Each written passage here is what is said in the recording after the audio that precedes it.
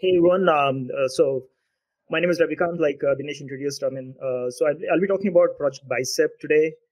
Project Bicep is the declarative syntax language, or the DSL rather, a domain-specific language for generating your ARM templates. Right. So let's start with this. And any code that I'm using in this session, the slides also, they're available at my GitHub repository here, github.com/rchargenty/gap2021. You can go grab them right away if you want to. All right. Um, uh, I kind of introduced already. I'll skip the first part of it, but just talk about my coordinates here. You can reach out to me at any point in time on Twitter at Ravikant is my handle, and I blog at ravichaganti.com/blog. Feel free to send any questions, if not in this session. Otherwise, also I'll be very happy to answer those questions.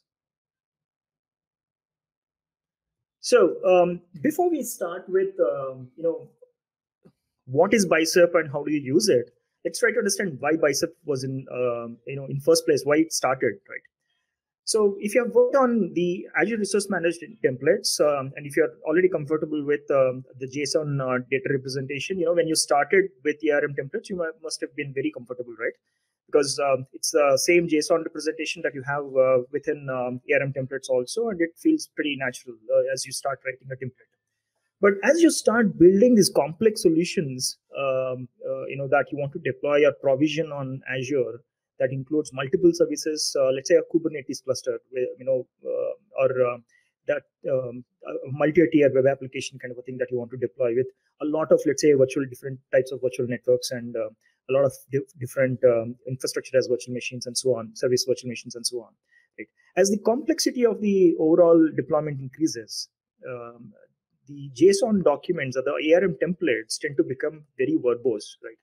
I've seen, at least, if you go to the Azure Quick Start templates gallery on GitHub, and then go look at some of the 301 templates, you'll see that they run into pages. And once you start reading through these templates, you can feel lost. I mean, at some point in time, there's no easy way to connect back to what exactly is happening within the template, especially when they start parameterizing and using expressions to derive some of the IDs and so on, etc. Right? So it becomes very, very complex. So what Microsoft has done is slowly, they kind of introduced what you call the template language itself within JSON representation. You now have these functions, expressions, etc. that you could create. You can even create user-defined functions now in ARM templates, and then use them as expressions within your template. Now that was only kind of adding to the overall complexity of authoring ARM templates and someone to understand those ARM templates that was written. Definitely, under modularity and code reuse, there has been some attempt there. You could use link templates, parameterized link templates for reusability, but that's not necessarily a very easy way of kind of linking those templates and then finding out what are the dependencies and so on. That was not very easy to do within ARM templates. Right now, the basic fundamental thing there is JSON is really represented, for data as a data structure, right? It's for data representation and data exchange. If you have two different web services talking to each other, data exchange between these two web services can happen in JSON or XML. But JSON, being a lightweight, and it became popular as a data exchange format. Then something like what's a use case that ARM actually kind of derived out of it, right? So that the overall reason, why JSON came into picture first, and then how it was transformed to become a template language within ARM, that actually created a lot of complexity. And for people who are getting started with ARM deployments and so on, it's very complex to understand, to go from point A to point B, or going from basics to the intermediate step also. It took a lot of learning curve, very huge learning curve that they had to go through. Now that's where Microsoft basically looked at different options. If you look at Terraform, for example, Terraform is definitely one of the very popular ways to deploy provision resources in Azure. They definitely don't go to the ARM templates per se. They have the capability to deploy using ARM templates also. But if you actually look at their own representation, they have something called HashiCorp configuration language, which basically gives you the DSL, the domain specific language that you can use to create these templates. Not templates really, but Terraform modules or Terraform scripts that you can actually go deploy directly using Terraform itself, right? That kind of simplified your Azure resource provisioning or the service provisioning to a large extent, right? But again, it's another third-party tool which is not definitely native to Azure, and also they have challenges in creating the day zero support. Day zero support basically means that you, any point in time, Microsoft releases a new Azure service, the Terraform provider for that may not be ready, right? So at day zero, you may not have Terraform support for that particular provider unless someone is actually working with Microsoft right from the day they started development of the provider and then to the release GA of the or private preview or public preview of whatever the service is. And so unless that happened, there's no day zero support within the Terraform providers. And then you have the Pulumi, which is another SDK kind of a thing. You can use that and create within your favorite language like Python or JavaScript or maybe I think they support Go also. Within any of these languages, you can use their SDK and deploy to Azure, which is again more imperative way of doing things. You're actually writing programs, you're writing applications within that to perform this. It's not a very user friendly. I mean, unless you are a developer, you won't really understand how to use the SDK and create those Pulumi programs and then use that for Azure provisioning and so on. And that's where Microsoft started looking at PowerShell also as an alternative. In fact, there's a new module that PowerShell team at Microsoft released, which is called PSARM. That's also an open source module. If you actually go look at that, they're also intending to create a DSL within PowerShell that you can actually write like a PowerShell script, which eventually generates an ARM template for you, right? So but that is pretty much again specific to the PowerShell crowd. Not everyone is really a PowerShell expert or PowerShell user, right? You need to know PowerShell, how to use PowerShell to be able to go use that DSL and then create your ARM templates, generate your ARM templates out of it.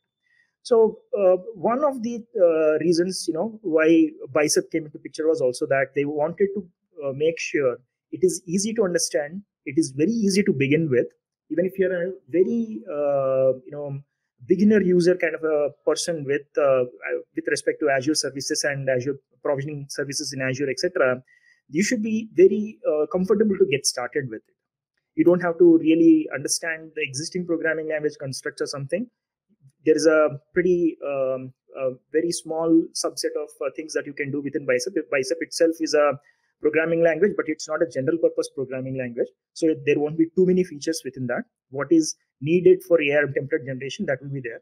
So that's the goal of Microsoft also, that they wanted to just keep it simple, DSL just meant for Azure and nothing else, right? So that's how Bicep was born. So like I said, Bicep is a domain-specific language for declaratively deploying your Azure, not declaratively deploying, but rather I would say declaratively defining your Azure resources, right? It's not a general-purpose programming language. You cannot, for example, call any other interfaces within the operating system through Bicep. It offers a very easy and a concise syntax to understand, right? As you see in the examples when I start doing some of the demos, it's kind of very, very easy to understand, very easy to kind of get started with your, Bicep programming or Bicep files, writing Bicep files. Day zero support for all Azure resource types and API versions. So since the backend, that what they use is basically the REST API specification coming out from each of the services, they kind of enable day zero support for any service that gets released within Bicep. And it's just a transparent abstraction over JSON for ARM templates. For example, there are different functions that are supported, or different properties, resource properties that are supported.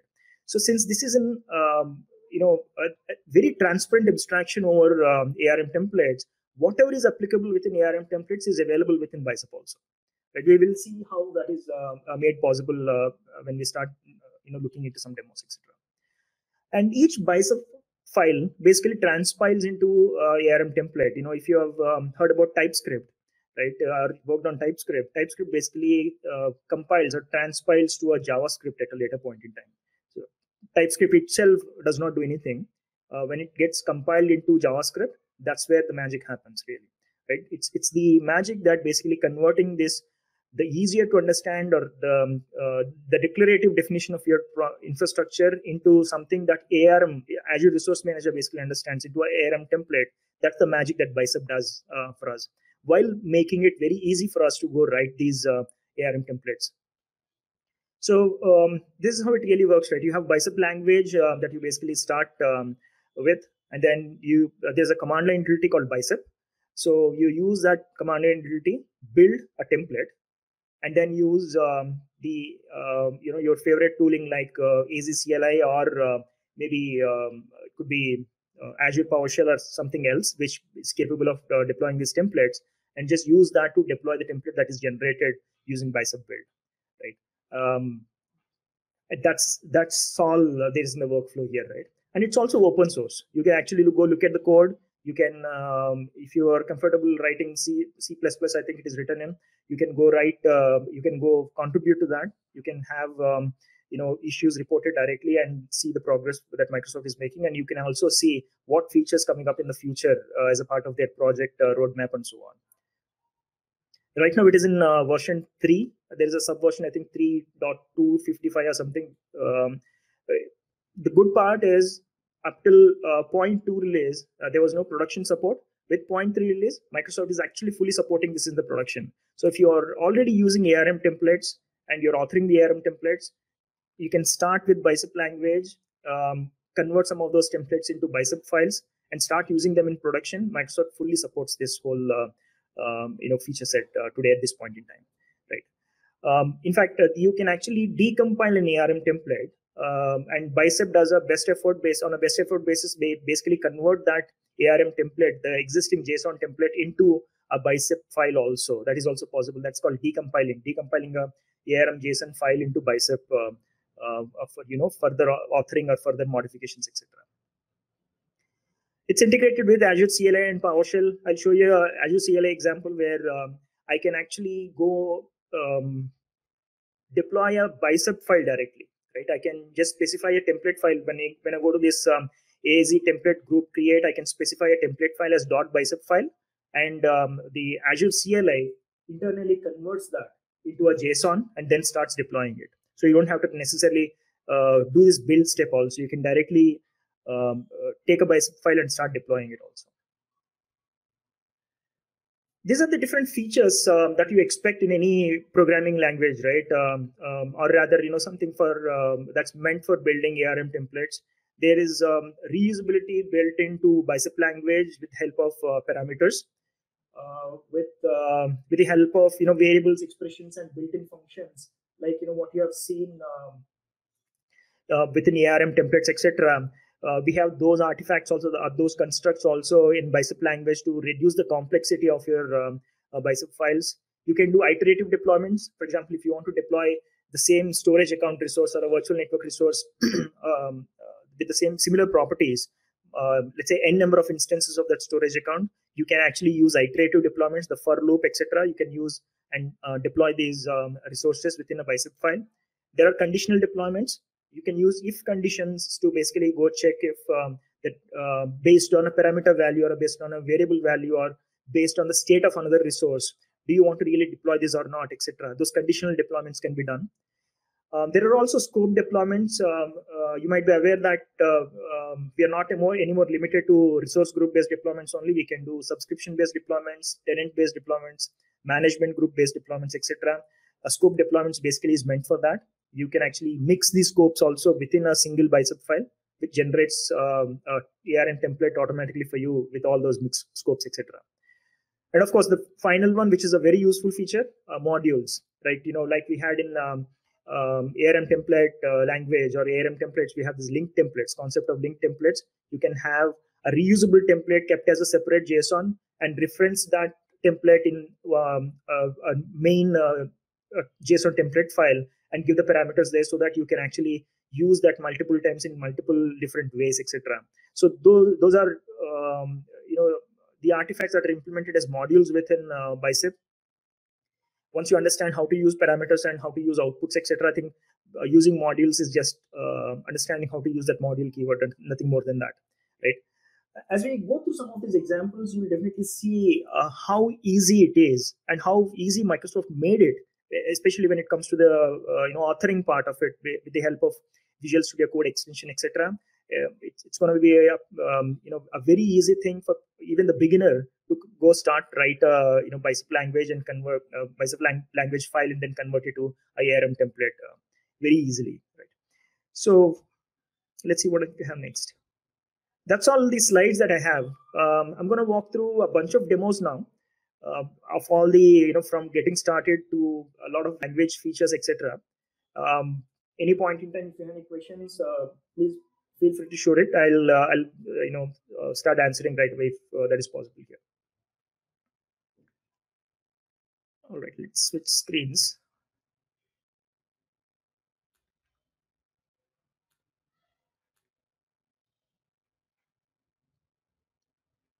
All right. Can you all see my screen?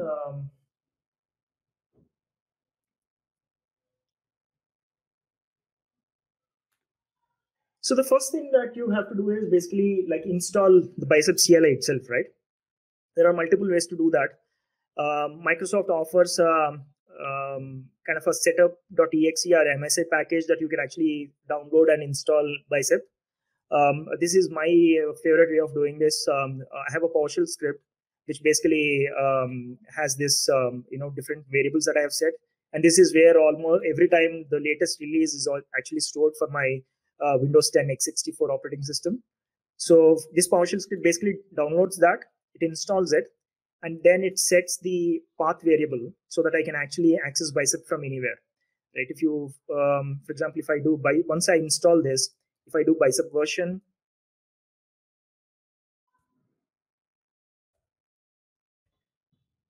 to be able to use that, right? So this is 0.3255. This is the Bicep version that I have, CLI version I have right now. I think this is the latest from a fortnightly build, I think. Now, once you have this, this is one way of installing it. The other ways of installing could be you can use, I think Choco also you can use to install Bicep, or you can use Azure CLI also. If your Azure CLI version is anything about 2.20.20, I think I have that, right? You can actually use Azure Bicep install. This will actually install the Bicep CLI for you. Or if you don't want to install it this way, you can also do something like Azure deployment group create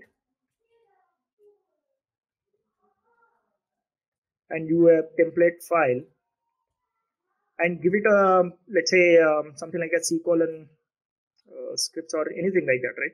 Or main.bicep.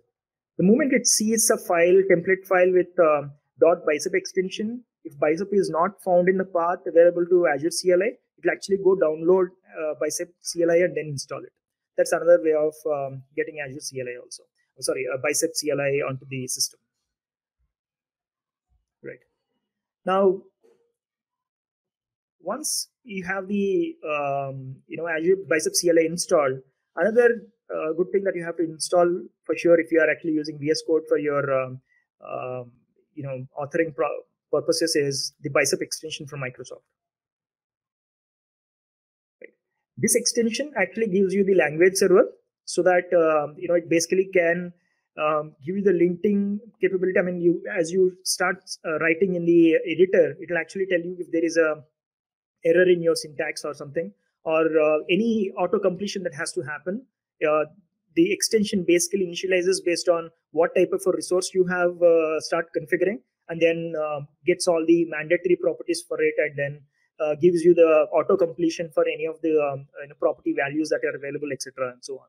So let's see that demo quickly, right? And before that, this is kind of a very basic structure that we have. This is, in fact, resource is all that we need within a bicep file. We don't need anything else. The parameters, variables, output, etc. These are all additional things that are there to make the template more reusable and more readable, etc. But otherwise, these are not mandatory elements within a bicep file. All you really need is a resource. That's it, right? And if you actually look at the syntax also here, right? You have a param keyboard for defining parameters. You define a parameter name and then give it a data type, etc., and you assign it a default value. Similarly, the same pattern follows everywhere. If you actually look at this, the resource also, I have a resource, I have a symbolic name, what type of a resource it is, and I have a equal to here, and then define the resource instance properties here.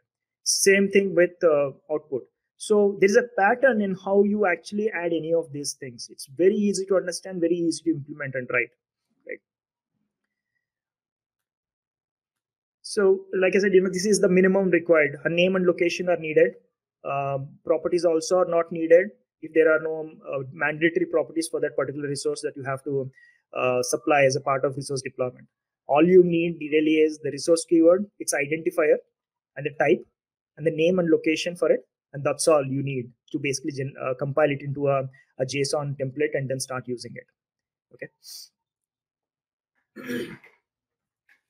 All right, so let's move on to the next demo, which is basically your first bicep program. So I have already written something here, but to show the capability of the Visual Studio Code and the extension, bicep extension, what I'll do is I'll just knock it off, whatever I have here, and then start writing something again. So the first thing I said, I need a resource. So it gives me auto completion already. See, I have resource. Or you can actually choose from one of these things. Resource with child defaults, without resource defaults, whatever resource, Cosmos account, and etc., and so on. So in this case, I just go with a blank thing. I'll go with a resource, and then I have to give it a name.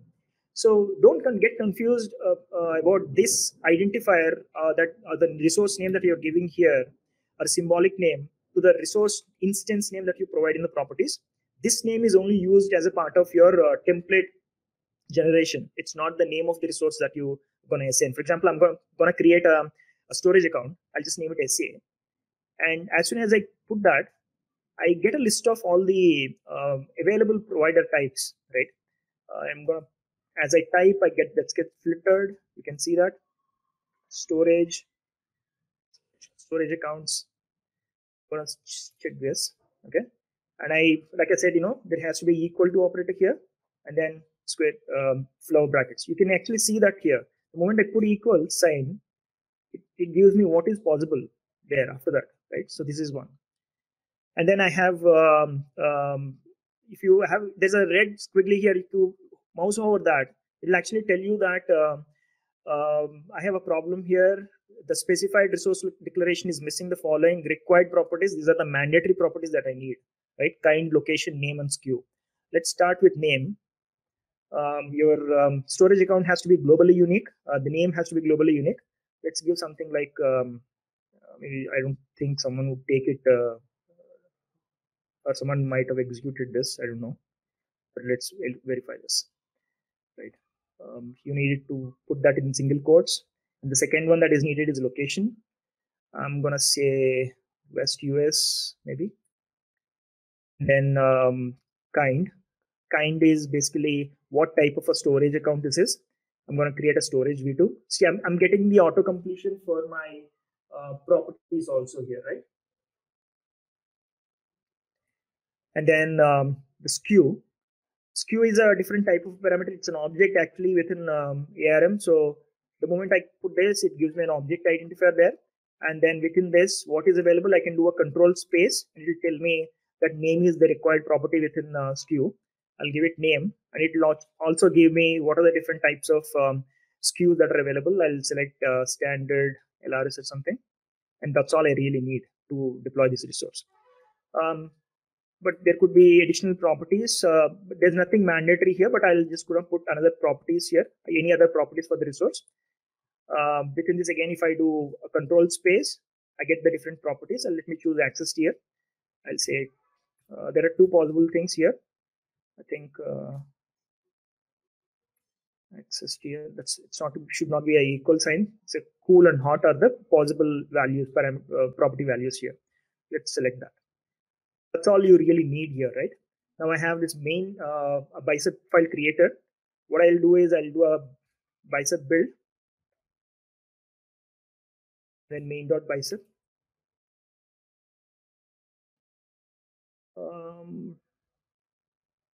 Where am I? Sorry, I'm not in this folder actually.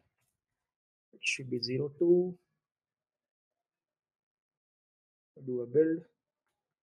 Build is complete, and I have the JSON file here. Now take a look at this JSON. Right, it's actually now generating a just generated a kind of a deployment template for the storage account that I'm going to create. Okay. So this can be now deployed directly using any of your favorite deployment methods, Azure PowerShell or Azure CLI, anything. But what I'll do here is, for now, I'll just do a deployment group create, and I say template file equals main dot. I'll give a bicep file itself. I'll not use the template that is generated. Resource group, I have a group called bicep. So what internally happens is it actually takes the bicep file, compiles it into a JSON, ARM template JSON, and then pushes it there.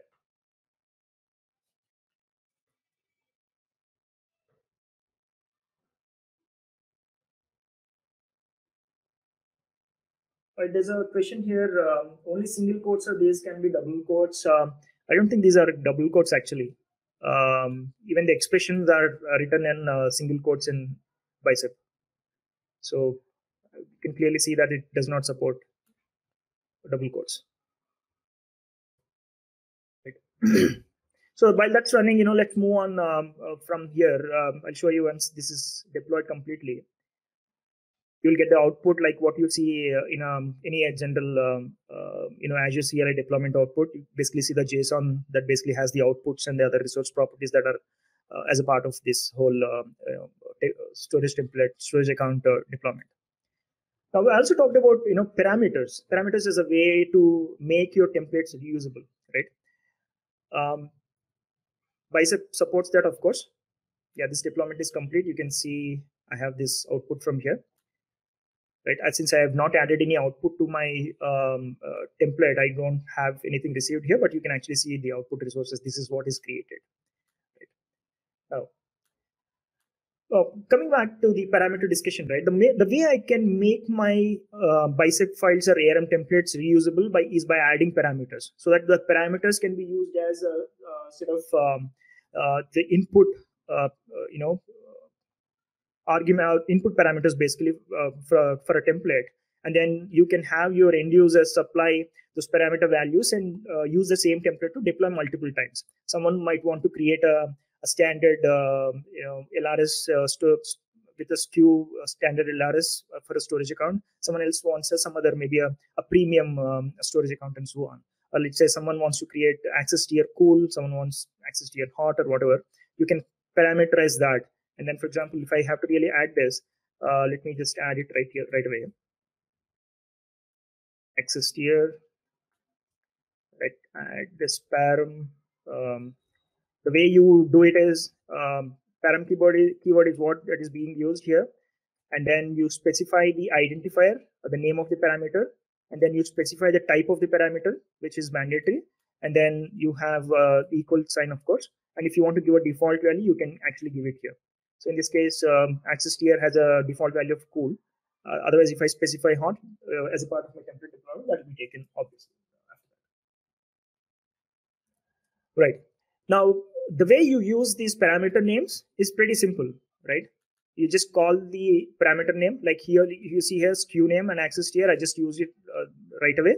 There's nothing like a parameter function in template language, ARM template language, that you have to really use here. You can directly just call the parameter name here. The only downside of, or the drawback of this method is, you cannot have variables or any of these elements with the same identifier. For example, if I have a variable accessed here, I could do this in ARM templates, but not here. If I say, the moment I say accessed here, it will actually throw that as a warning, because the parameter and the variable both have a same identifier. So that is not possible, right? While it makes it easy, you don't have to enclose something like this, right? In earlier, ARM templates, we had to do something like this. That's no more needed. I just call the name of that specific identifier, use the name of the identifier or the variable or parameter, and that's it. The value will be replaced there, used there automatically. Now, there's also something called the interpolation syntax that we have, string interpolation. This is a way of creating expressions. We'll see in a later demo a better example of this. But if you actually see, this is for those people who are familiar with the PowerShell programming language or something, you'll understand this is kind of a string interpolation. What basically happens is when I'm actually creating this expression, the value of storage account prefix gets expanded within these when you specify like this, right? It's basically a concatenation that happens, right? So when we actually do this compilation of this particular bicep file, what I call it simple parameters, let's build it. It's a build and simple bicep. I compile that. The generated JSON, you'll actually see the complexity now, right? You have the parameters expanded into object here again, and then the way they are used using the parameters method function we talked about. And look at this, the way this whole the simple expression that we had there gets converted into a rather complex expression here, right? In fact, this is probably very simple compared to what we can do in ARM template language, but you can actually see the difference between how the template was written in Bicep and how it gets converted here. This is like 41 lines, and this is like 15 lines of Bicep file that we have, right? And what you have is really a 41 lines long a template that we just created. So, but one of the things that you see in the JSON template here is, if you see this is the kind of a metadata that you have, right? You could also do something like allowed values and other constraints like min length, max length, and so on. That is all possible through something called decorators in Bicep. Okay, let's look at that example here. So in this example, you'll see the decorators. I'm getting a red squiggly here. Although this is perfectly fine syntax, since the Bicep extension does not support this type of a syntax yet, but this is a proper Bicep file for sure, right? Now, if you actually look at this, I have a description decorator. Any decorator starts with a at the rate symbol, at the rate, and the description is the actual decorator value. I kind of put the remaining description, whatever I want to kind of use that for the parameter into these parentheses here within single quotes. I have metadata, like anything that you cannot define as a default with a built-in decorator. You can use the metadata. For example, I want to do something like author. Author should be let's say Archaganti. If you want to do something like that, you can actually use that additional data that you want to define as metadata here. And for any let me remove that, but let's go to this.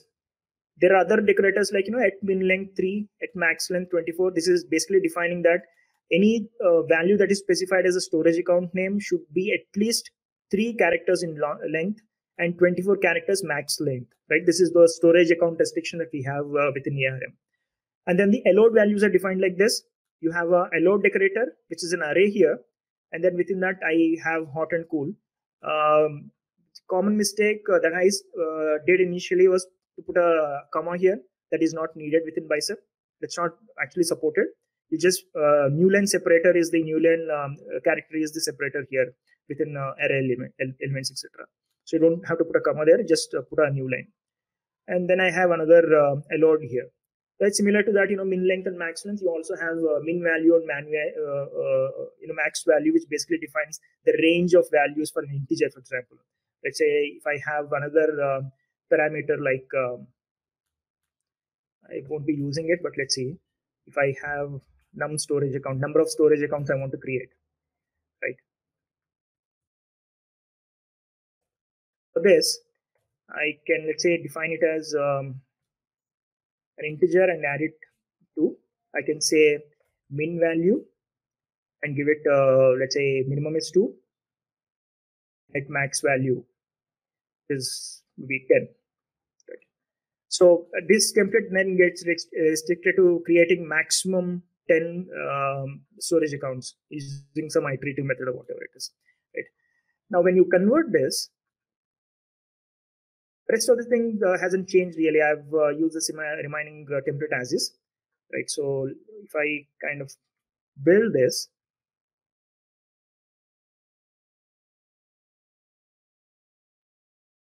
again, you'll see that I have another large JSON file with all these. This is what we used to write earlier, right? Within parameters, I used to define all the metadata for the parameters and then the remaining template itself. Right? So that's how simple Bicep really makes it. Yeah, as you start adding this metadata, there may not be too many differences in terms of line count, etc. But as you start building complex Bicep files, that's when you will actually realize the real value of this Bicep DSL. It's not just about the number of lines compared to JSON, the reduction number of lines, but it's more like how easy it make the authoring process itself becomes once you start using Bicep. That is more important when using Bicep here. Now, the next artifact that next construct I want to talk about is the variables and expressions. We have the variables and expressions within ARM template language also, which is very similar here again.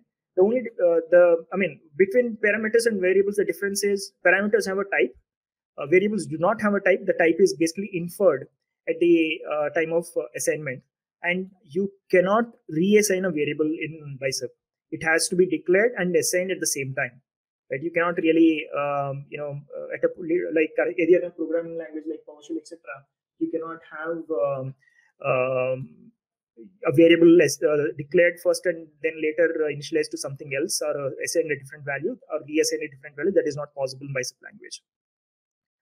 It supports multiple data types. You can have integer variables, arrays. You can have objects. You can have not secure object, but strings and so on, string arrays, etc. So I have a couple of examples here. This is a string type. These two are string type variables, and they have a object type variable. Within this, I have a couple of different objects defined again, which is performance and capacity, right? If the target usage, I have a parameter called target usage, which is basically set to capacity by default. Let's say now through the ARM template, I specify that as performance. So based on the type of the usage, I want to change the access tier for that particular storage account. Now that's done through this method, right? These are type of building different types of expressions. There could be very complex expression that you can create in a very simple way. Let's see how this gets changed into ARM template language once we compile it, right? So the way I'm accessing that is I have resource prefix, which is the variable. I think it's wrong variable that I have here. This is not correct. The resource prefix has to be something else. Let's do one more variable here. Variable maybe.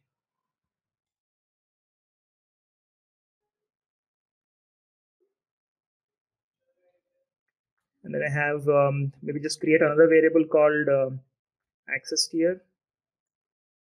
And based on the performance, I have access tier getting set to hot, or if it's capacity, it is getting set to cool. Now the way I access it is access tier, and then this is called indexing. Basically, I have a object within that I'm actually indexing through using this value coming from the parameter target usage. Right now it's capacity. So access tier capacity dot access tier capacity dot access tier is cool. This should be changed. Let's change it only to tier. It doesn't sound right. Right. So that's all we really have to do here, right, to make this happen. Now let's see if we compile this.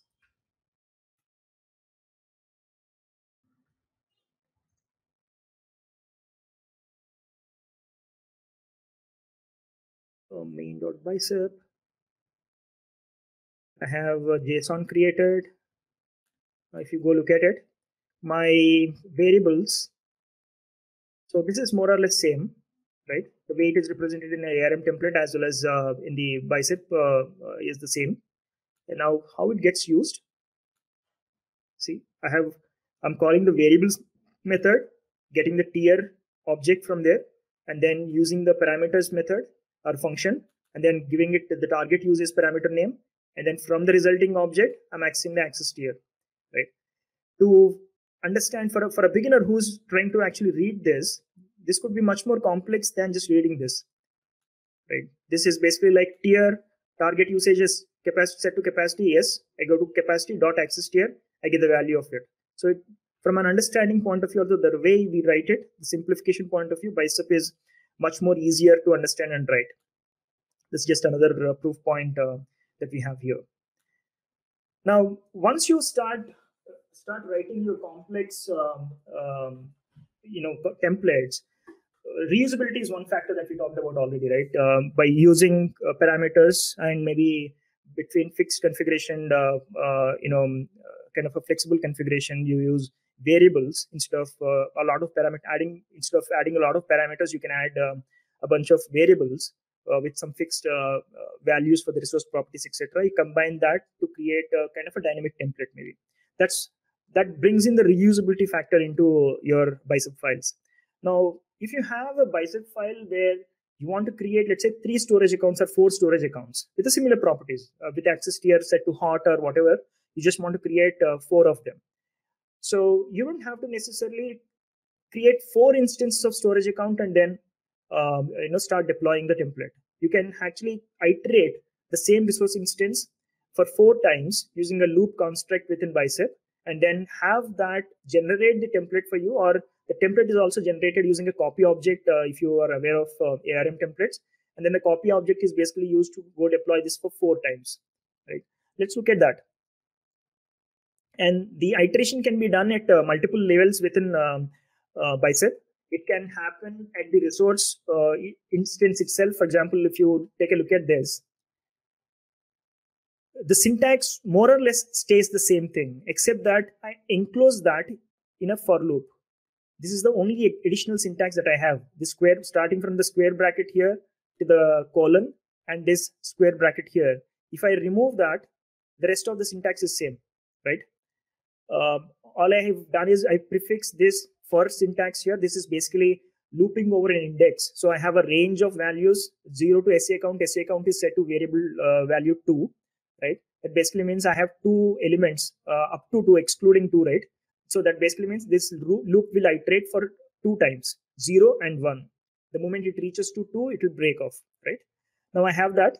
The way I'm using it is for index. Index is a kind of a variable, temporary variable within this, or the loop variable that I have here. Within that, I have applying a range to that. So this has been array of values like 0 and 1, etc. in this case. And then I get the $index. The first iteration will be 0. So you get a 0 STG, and that suffixed with a unique string generated from resource group ID, right? So storage account has to be always unique globally. So that's why I'm using a unique string resource group ID.id. So that basically gives me a unique string. When that attached with 0 and STG, I get what I really want. So and I have specified the location here, and rest everything same stays as is, except that I'm using the index within this to make sure I create a unique storage account name. Let's compile this.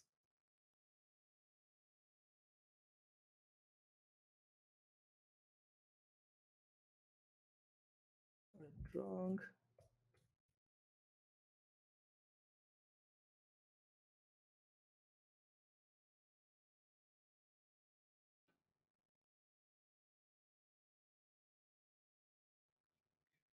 So if I go look at my JSON, should be there. So like I said, we use it the moment we specify a for loop or anything, basically an iterative deployment, it gets translated into a copy object within the ARM template.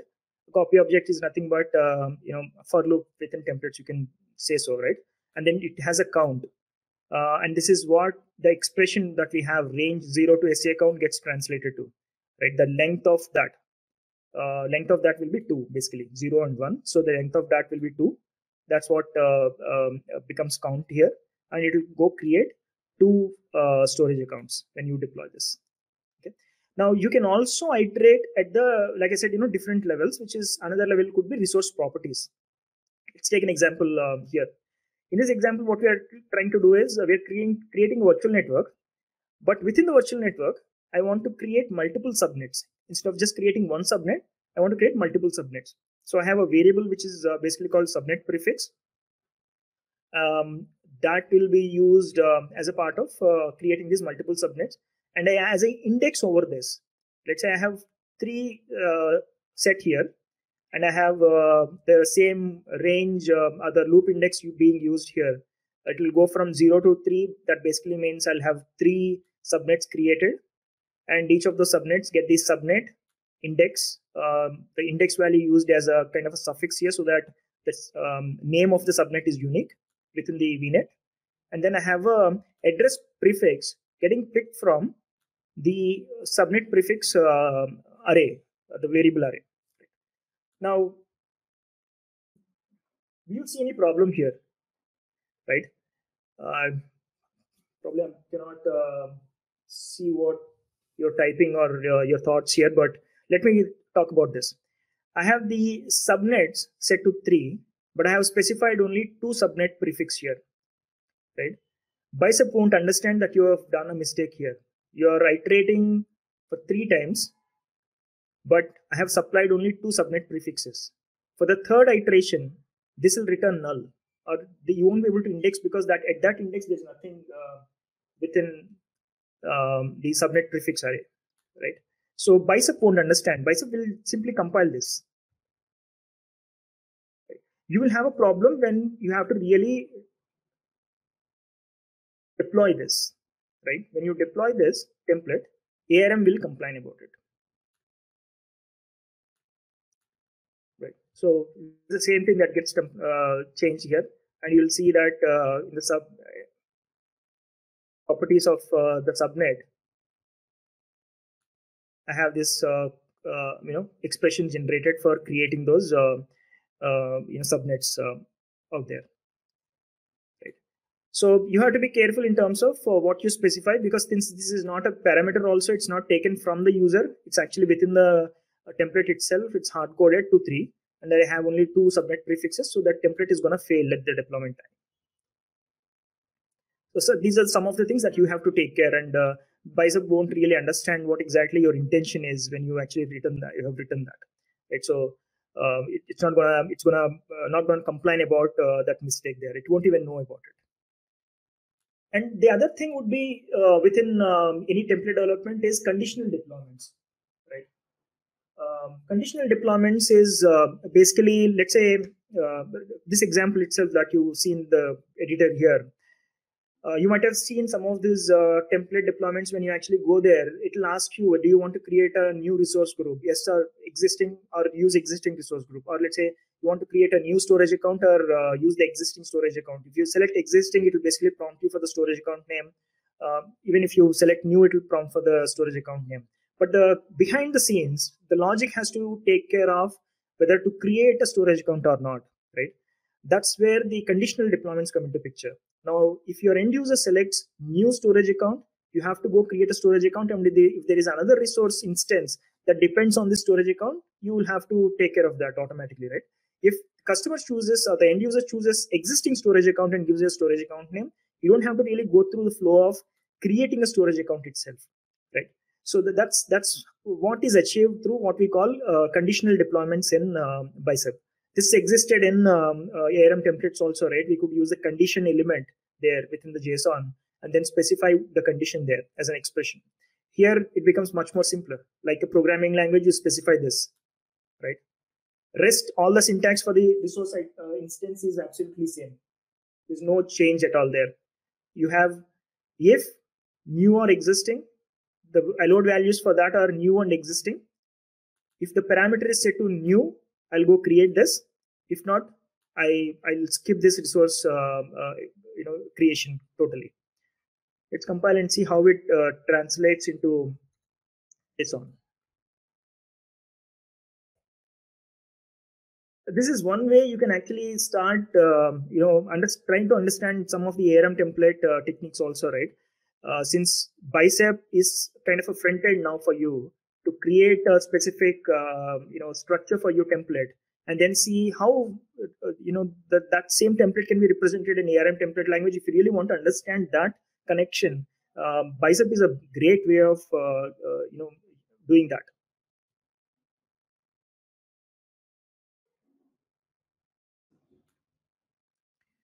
Let's do this quickly. So I have the parameters, that's fine. I have the resources here. It's the same thing again. There's a condition here, see? Equals parameters new or existing. If it is new, then you go create this. Otherwise, you don't create it. Simple thing, right? If you wondered how the condition element is used or the property is used within a resource definition, this is how it is used in ARM templates. Start writing from Bicep, Bicep language, and then you'll understand ARM template also very easily. It's like learning both at the same time, right? You learn Bicep, compile the file into JSON, you go look at the definition and see what are the differences and how those expressions are built within JSON, etc. Now let's quickly go to the modules. I think we have another 9 minutes only, right? Modules are definitely a way to kind of organize your code, organize your Bicep files, or even in ARM templates also you had this concept called link templates. You could take a specific segment or a part of your template, make it a link template, give it parameters and output, and then reuse that multiple times in different templates, right? Bicep also allows that. For example, I have a module that I created here. A module is nothing but another Bicep file, okay? This is on its own, it can actually go create a resource. For example, if I compile this and provide the necessary parameters, it can actually go deploy this virtual network with whatever subnet that I have specified here. But instead of doing that, using it as a standalone thing, I've started using it as a module now. The requirements for a module, you need to have parameters. It's not necessary. You can have default values also. You have parameters and you have an output, which is probably not necessary, but it's probably needed for your the main template. If it has to act upon the data, the object properties that are coming out of this template, you need that output to be sent to your main template also. So that's why we kind of put an output here. So the way I'm using that in main module is just calling it up with a module keyword, giving it a name. Again, the pattern remains same. You have a keyword, you have an identifier for the keyword, and you have a type of that keyword. In this case, a module identifier is net, and this is where the module is stored. It's in the modules folder /modules and /vnet.bicep, right? Again, I can use iterative deployment within modules also. That's what is shown here.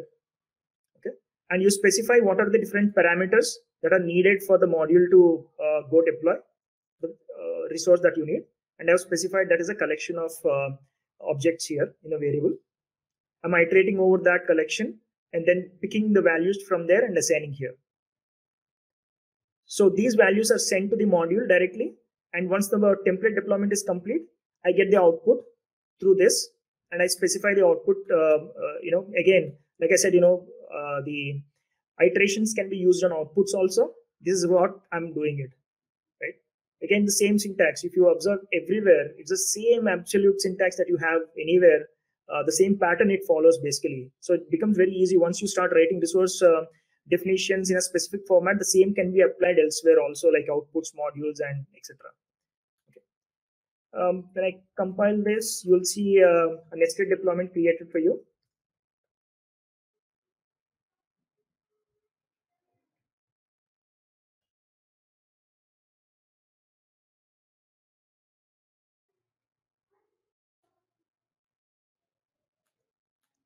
But this is the nested deployment template that I have. So it has a deployment here, and then I have a nested template here, which is about the VNet deployment. Once again, if you probably did not understand in the beginning how nested templates are created, kind of use Bicep again like a front end and then compile that into a JSON. You'll understand how exactly to write something in ARM template for nested deployments and so on. The conditional template deployments I talked about, even that can be used as a part of your modules as well. When you're using modules, you can use the condition same if condition again and see whether a specific module has to be executed or not. And then the final thing that I want to show here today is the target scope. Right, we could do deployments in the resource group to begin with in ARM templates and otherwise also, and then they slowly added the subscription level deployments and management group level deployments, tenant level deployments, and so on. The Bicep also supports that. All you have to do is specify this target scope element. This becomes a global scope for the entire set of resources that you specify here. But if you, for example, one of the resources you want to change the scope, for example, this resource that I'm creating a resource group, which will be in the target scope subscription. And then I come here, I'm using a module here to create a storage account. For that, I'm specifying the scope as this resource group, right? So it's a mixed scope that I'm specifying here. Some of the resources in this group are at a subscription level, like the resource group. And then the module that I want to deploy as a storage account, I specified a different scope for that. And then this automatically creates a dependency. So see, right now, I have not explicitly defined any dependency between these two, right? But by specifying the scope as this particular resource instance, I'm creating a dependency, implicit dependency there. So if I go, compile that,